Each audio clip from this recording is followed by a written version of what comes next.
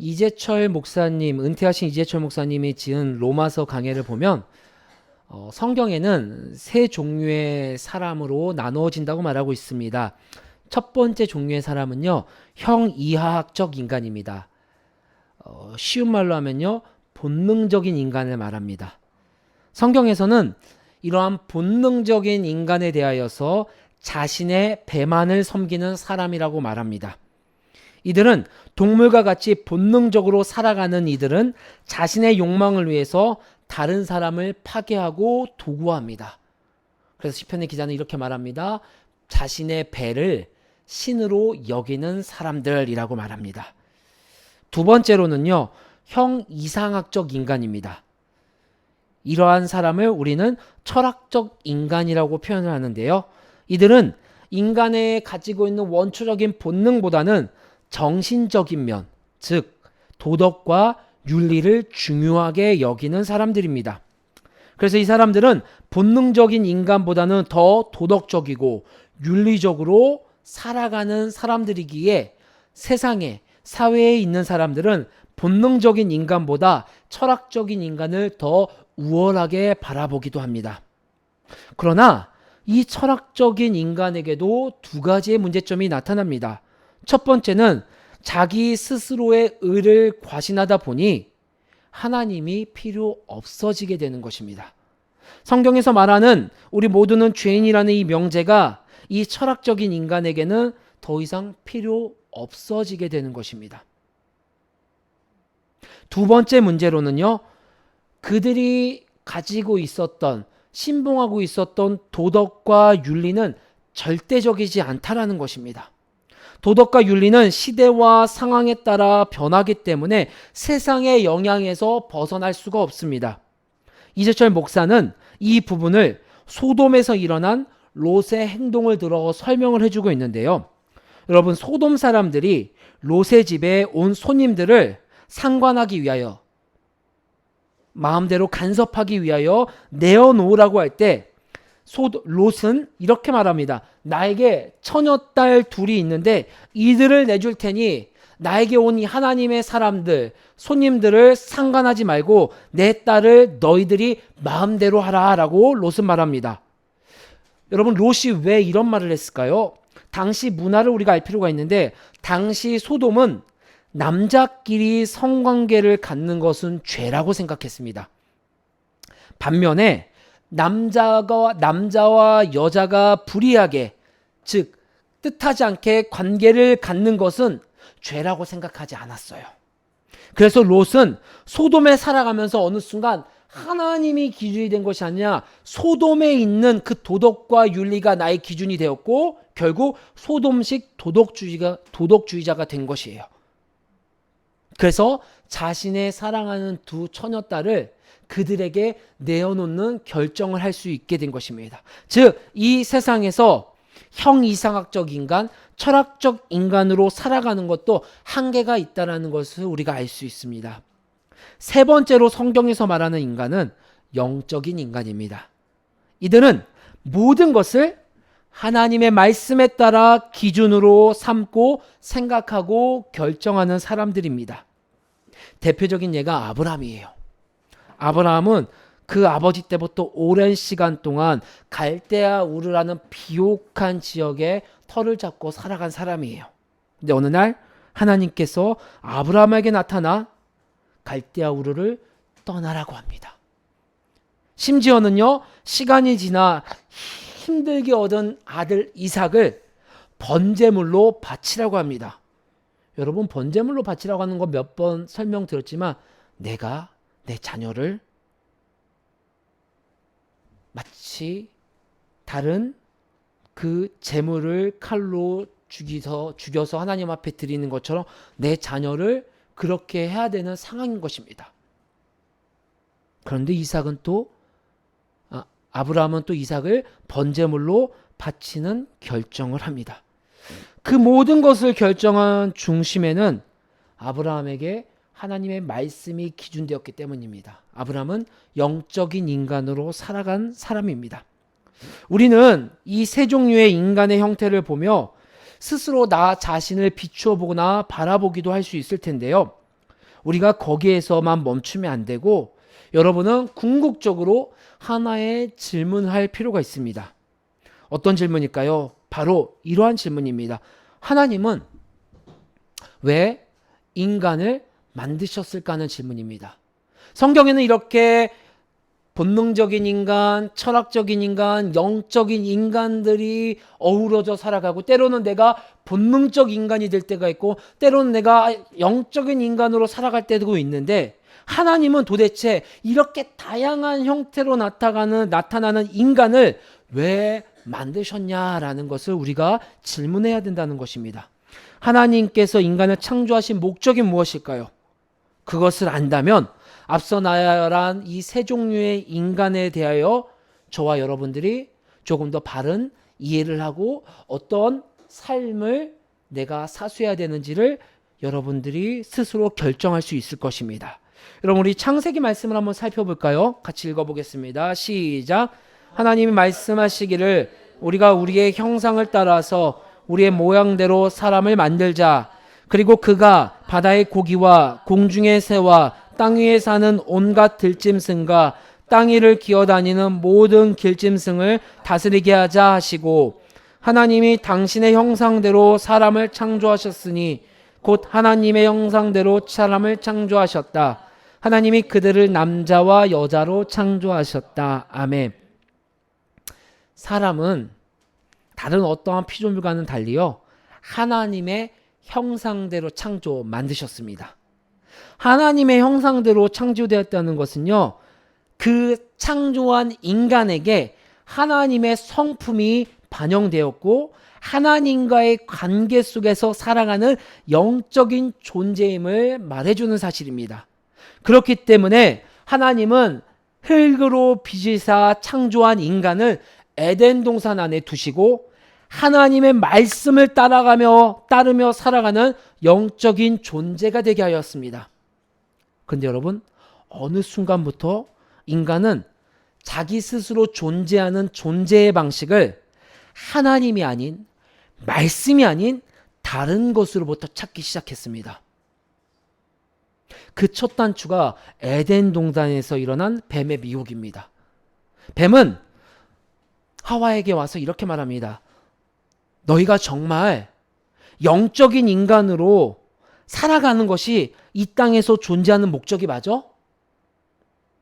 그냥 본능적으로 너가 원하는 대로 혹은 그 본능 깊숙이 있는 나를 만드신 하나님과 동일한 존재가 되는 그 본능대로 살아가는 것이 더 인간적인 것 아니니? 더 너희들의 존재 목적 아니니라고 뱀이 하와를 미혹합니다. 성경은 뱀의 미혹처럼 하나님 없이 내 스스로 존재하는 형태를 결정하는 것을 우상숭배라고 말합니다. 여러분 우상숭배를 1차원적으로 생각하면요 어떠한 형상들을 만들어서 그 형상들을 하나님처럼 대체하여 살아가고 숭배하는 것이라고 생각할 수 있습니다. 그런데 여러분 우상숭배는 그렇게 1차원적으로만 생각할 수 있는 것이 아닙니다. 제가 이 설교를 준비하며 참고한 한 책에서는요 우상숭배를 이렇게 설명합니다. 여러분 한번 깊이 생각해 보셨으면 좋겠습니다. 우리에게서 여러분에게서 무엇을 또는 누군가를 떼어놓았을 때 여러분의 삶이 지옥처럼 느껴지는가? 그것이 혹은 그 누군가가 우리의 우상이다. 되게 많은 생각을 하게 하는 그 책의 대목이었었습니다. 나에게서 무엇인가 또 누군가가 결핍이거나 떼어졌을 때 내 삶이 갑자기 혼란스럽고 견딜 수 없을 만큼 괴롭고 죽을 것 같다. 그것이 우상숭배다. 그것이 우상이다. 내가 노력하지 않으면 불안하고 죽을 것 같습니까? 내 노력에 하나님의 존재가 큰 의미가 없습니까? 그렇다면 노력은 너무 좋은 것이지만 그 노력이 지금 나에게는 우상이 된 것입니다. 누군가가 혹 무엇이 내 옆에 없으면 불안하고 두려워집니까?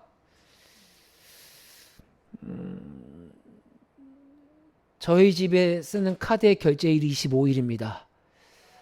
저는 23일부터 불안해지기 시작합니다.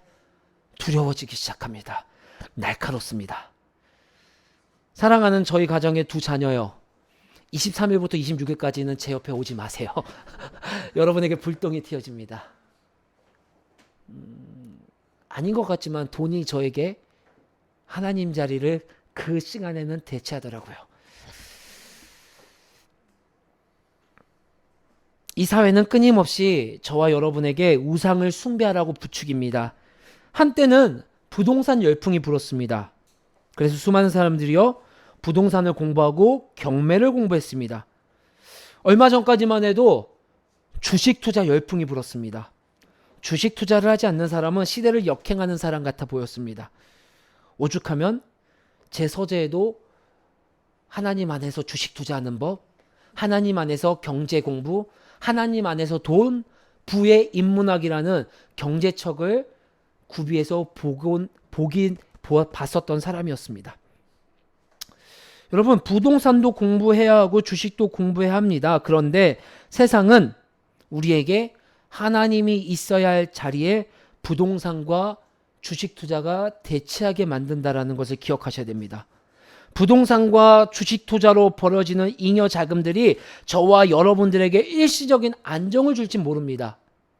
그러나 그 안정은 세상의 흐름에 산산조각, 휴지조각처럼 되는 것을 우리는 작년과 올해 경험하고 있습니다. 저와 함께 읽은 로마서 말씀은 영적인 인간으로 지음받은 인간이 계속해서 하나님을 멀리하고 내가 나의 주인이 되어 살아가는 이들이 처하는 상황에 대해서 구체적으로 말씀해 주시는 본문의 말씀입니다.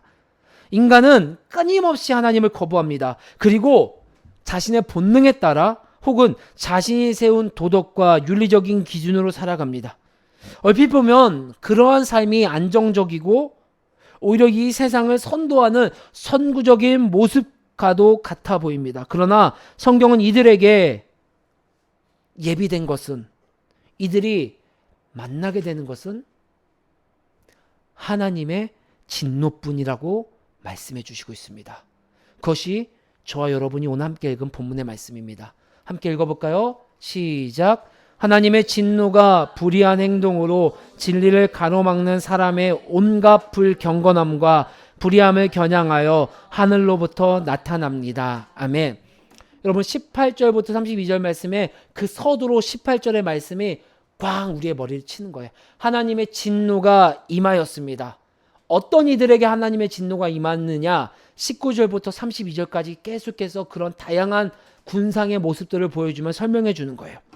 하나님의 진노는 어느 누구도 피할 수 없습니다. 20절부터 21절의 말씀을 통하여 사람에게 양심을 주었고, 그래서 그 양심을 통하여 하나님이 어떠한 분인지 구체적으로 알 수는 없지만 부분적으로 하나님의 존재를 알 수 있게 하였습니다. 또한 우주 자연 만물들을 통하여서 하나님의 존재를 부분 알아. 마치 장님이 코끼리의 뒷다리를 만지면 코끼리는 이런 모습일 거라고 추론하면 추론할 수 있도록 하나님은 우리에게 은혜의 방편을 주셨다라는 것입니다.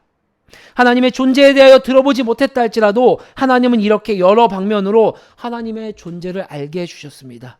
그러나 우리는 사람은 창조주의 존재보다 나의 내재에 대한 욕망을 더 중요하게 생각했습니다. 창조주보다 창조주가 지은 피조물을 더 사랑하며 살아갔습니다. 이렇게 하나님 없이도 괜찮은 잘못된 삶의 방향과 목적은 결국은 죄라는 산물을 낳게 되었고, 이 죄는 우리로 하여금 하나님의 진노에서 벗어나지 못하게 한다라는 그 원리를 오늘 로마서 말씀은 우리에게 말씀하고 있습니다. 로마서 1장 24절부터 27절에 보면 바울은 특별히 죄 가운데 동성애에 대하여 말을 해주고 있습니다. 로마서 말씀뿐만 아니라 성경 전체는 동성애에 대하여 분명 죄라고 말하고 있습니다.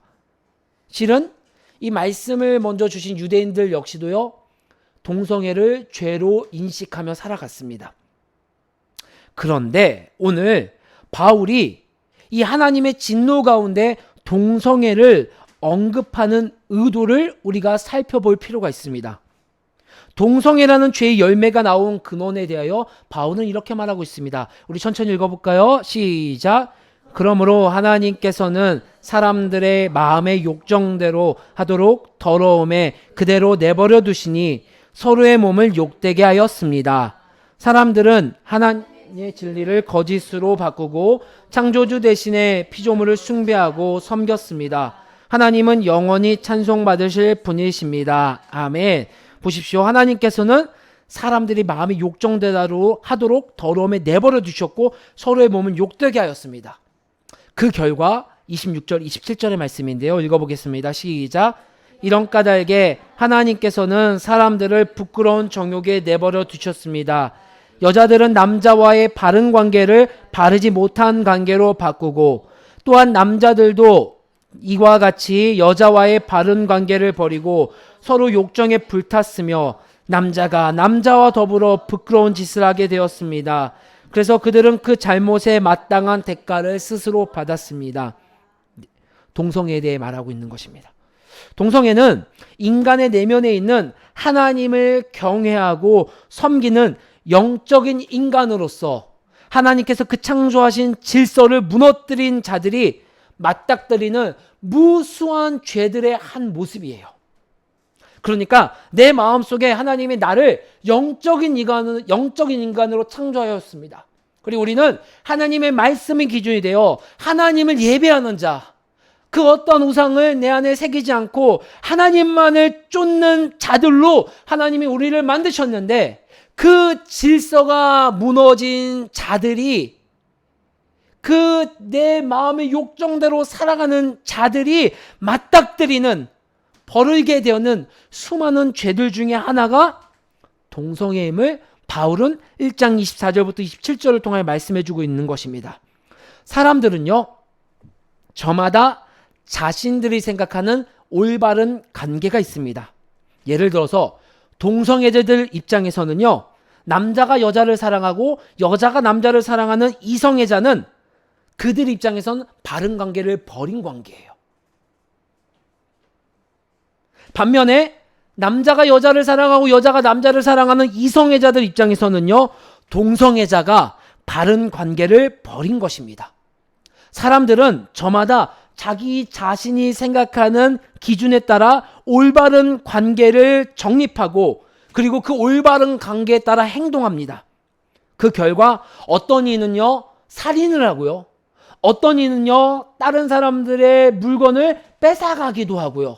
어떤 사람들은요, 하나님의 형상으로 사람을 대하지 않고 나에게 필요한 사람과 필요하지 않은 사람으로 보게 되고요. 어떤 사람은요, 오늘 이 말씀처럼요, 동성애도 하게 되는 것입니다. 그런 인간 가운데 내 생각대로 바른 관계로 이 사람과 세상을 바라보는 이들에게 바울은 저마다 사용하는 그 바른 관계에 대하여 다시 한번 재정의를 내려줍니다. 여러분, 우리도 이 바른 관계가 내가 생각하는 바른 관계인지 아니면 바울이 말하는 것처럼 하나님의 말씀이 기준이 되고 하나님의 성품이 그 기준 위에 드러나는 바른 관계를 내가 가지고 있는지를 생각해 보셔야 합니다. 저마다 각각 자신의 심령과 바른 관계로 살아가며 많은 사람들을 대합니다.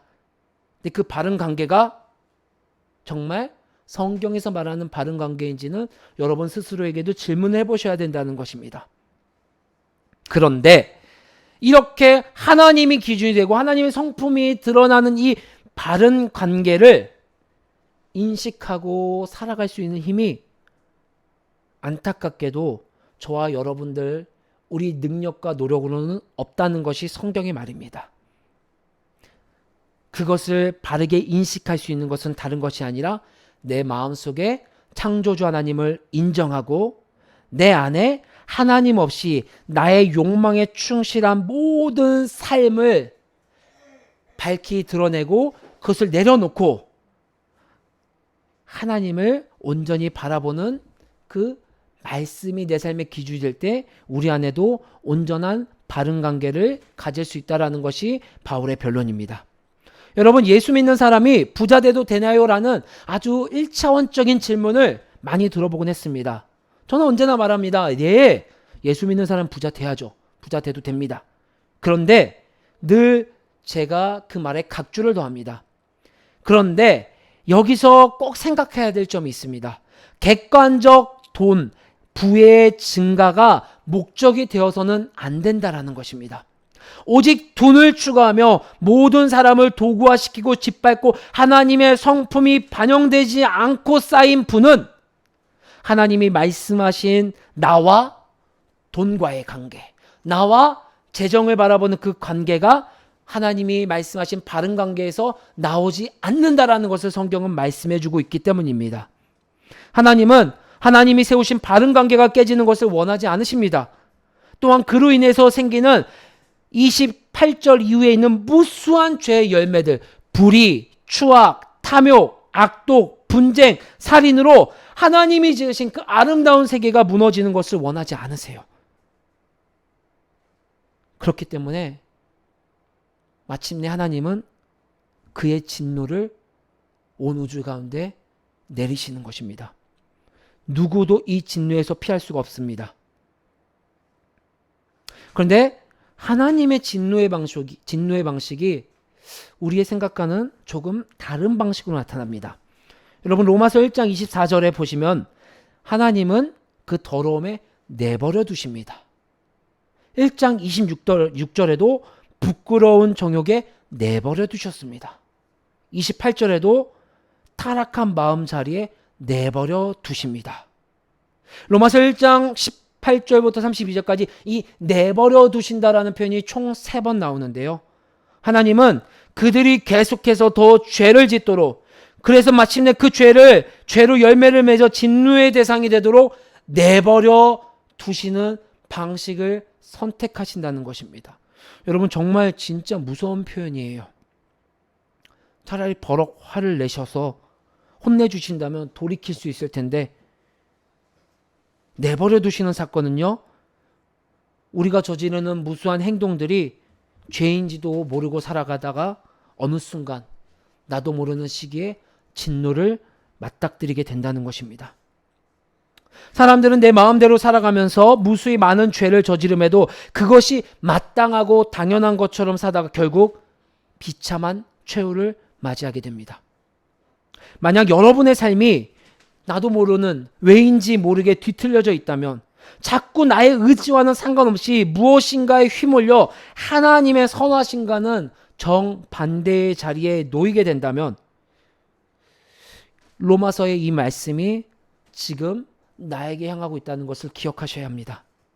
지금 내 안에 있는 그 욕망이 무엇을 예배하고 있는지, 무엇을 숭배하고 있는지를 주님 앞에 물으셔야 합니다.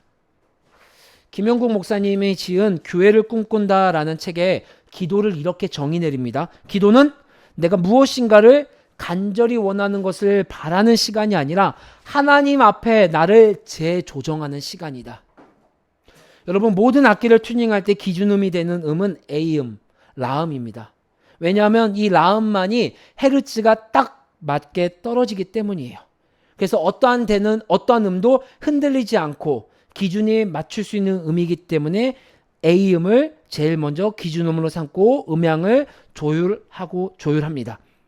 지금 내 삶에 요동치고 무엇인가가 휘몰아칠 때는 여러분, 우리가 하나님 앞에 서서 다시 한번 내가 하나님의 피조물로 지금 살아가고 있는지, 하나님의 형상인지, 하나님의 자녀로서 내가 지금 드러나 있는지를 맞추는 시간을 가지셔야 합니다. 그 시간이 바로 기도의 시간이에요. 절대적인 기도의 시간을 확보하고 기도하셔야 됩니다. 그래야지 내가 누구인지를, 그리고 내가 예배하는 대상이 누구인지를 우리가 명확히 할 수 있습니다. 하나님이 내리시는 진노의 상황에 우리는 그와 같이 내버려지고 또 두렵고 혼란스러운 상황을 맞닥뜨리기도 합니다. 저는 그러한 두려움과 하나님의 진노라는 언급하고 싶지 않은 그 사실에 대하여 두려워하고 있는 이들에게, 또 불쾌해하고 있는 이들에게 좋은 소식을 좀 전하고 싶습니다. 하나님께서 내버려두는 그의 진노의 방법은 저와 여러분들이 우상을 숭배하고 또 하나님을 인정하지 않는 그 괘씸한 모습에 우리를 혼내시고 버리시는 잔인한 방법이 아니라 하나님이 사랑하사 그 예수님을 희생하여 우리에게 새 생명을 주신 피조물들에게 허락하여 주신 가장 큰 사랑의 좋은 소식이라는 것입니다. 우리 한번 이 말씀 읽어볼까요? 내버려 두시면 왜 좋은 소식인지 같이 읽어보겠습니다. 시작. 네. 같이 읽어볼게요. 시작. 나는 복음을 부끄러워하지 않습니다. 이 복음은 유대 사람을 비독하여 그리스 사람에게 이르기까지 모든 믿는 사람을 구원하는 하나님의 능력입니다. 하나님의 의가 복음 속에 나타납니다. 이 일은 오로지 믿음에 근거하여 일어납니다. 이것은 성경에 기록한 바 의인은 믿음으로 살 것이다 한 것과 같습니다. 아멘. 우리 지난주에 나눴던 말씀이에요. 하나님 우리에게 복음을 주셨어요. 이 복음이 우리에게 구원의 능력이 되는 것은 이 복음에 하나님의 의가 드러나기 때문이에요. 복음은 믿음으로 말미암아 우리가 의를 덧입고 우리가 더 이상 그 죄인된 모습으로 살아가는 것이 아니라 하나님의 새로운 피조물로 살아가게 해주셨다는 그 약속의 말씀을 붙잡고 믿는 자들에게는 하나님의 구원의 능력이 약속되었다라는 복음의 메시지입니다. 그리고 나서 오늘 저와 여러분들이 읽은 이 말씀 읽어볼까요? 시작. 하나님의 진노가 불의한 행동으로 진리를 막는 온갖 불경건함과 불의함을 겨냥하여 하늘로부터 나타납니다. 오늘 저와 여러분들이 읽은 말씀이에요. 그리고 이 18절로 시작하여 32절까지 단락이 마무리되는 말씀입니다.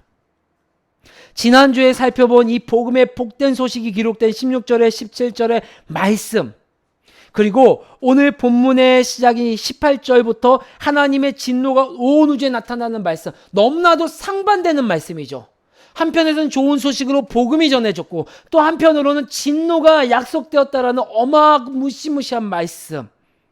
그런데 중요한 것은요, 18절의 말씀이에요. 한글 성경에는 나타나 있지 않지만 이 18절의 말씀 앞에는요, 헬라어로 왜냐하면이라는 접속사가 빠져 있습니다. 즉 18절의 말씀을 읽을 때 이렇게 읽어야 된다는 사실이죠. 왜냐하면 하나님의 진노가, 이 말이 무슨 뜻입니까? 16절 17절에 복음을 주신 이유에 대하여 18절부터 설명해 주시는 말씀이 기록되었다는 거예요. 우리에게 복음을 주신 이유는 다른 것이 아니라 여러분 마음속에, 내 마음속에 하나님을 주인 삼기시는 하는 욕망이 있다는 것을 아시고 그 욕망에서 구원해 내시기 위하여 복음을 주셨다는 것이에요.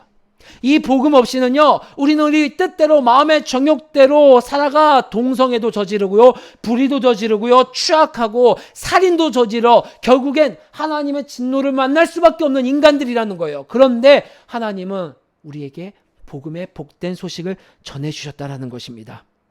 인간은 창조부터 지금까지 영적인 인간이 되기보다는 본능적이고 철학적인 인간으로 살아가는 쉬운 선택을 합니다.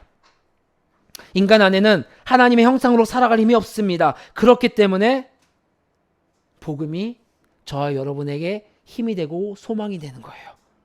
복음은 여러분 마음속에 있는 근원적인 연약함, 그리고 우상 숭배의 민낯을 밝히 드러냅니다. 아우구스티누스는요, 그가 지은 고백록에서 이렇게 말합니다. 당신은 우리를 당신을 향하도록 지으셨사오나 우리 마음이 주님 안에서 인식할 때까지는 결코 안식하지 못하나이다. 여러분, 이게 무슨 뜻일까요? 모든 인간이 하나님을 향하는 것 말고는 참된 안식을 누리지 못한다라는 거예요. 복음은 그것을 밝히 드러내 주신다라는 거예요. 복음의 메시지가 들어오면 불편해요. 너무나도 나를 힘들게 해요. 왜냐하면은 복음이 내 안에 들어옴으로 말미암아 내가 복음에 붙들려 살아야 되는데 내가 기존에 붙들고 살아가려는 것이 안 된다라는 것을, 참 평안을 주지 못한다라는 것을 알기 때문에, 하지만 내 마음은요, 내 몸은요, 자꾸만 본능적으로 내가 원하는 거, 내가 하고 싶은 거, 나에게 쾌락을 주는 것으로 쫓아가게 하는 거예요. 복음이 그것을 우리에게 비춰주신다는 거예요. 또한 복음은요, 우상의 허무함을 깨닫게 합니다. 이사야 44장 9절부터 20절의 말씀은요, 우상의 헛됨을 보여주고 있는데, 우리의 마음이 향하는 우상은 결코 인간을 구원할 수 없다고, 또 참된 평안도 줄 수 없다고 성경은 말해주고 있습니다. 여러분 한 번은 들어보았을 법한 헨리 나우엔이라는 그 학자가 있습니다. 그 학자가 이런 말을 했습니다. 우리가 하나님처럼 여기던 성공, 명예, 안전의 우상들이 도리어 우리를 공허하게 만듭니다. 비록 가톨릭 학자지만 참 저는 이 부분이 제 마음속에 큰 울림을 주었어요. 아, 내가 그렇게 쫓아가던 성공, 내가 그렇게 쫓아가던 명예, 돈들이 오히려 나를 공허하게 만드는구나. 그렇기 때문에 오늘 저와 여러분들에겐 복음이 필요합니다. 하나님께서 복된 소식 없이 우리를 내버려 둔 상태로 두셨다면 저와 여러분은 어떠한 소망도 가지지 못하고 그냥 진노 앞에 이 땅에서 지옥을 살아갈 것입니다.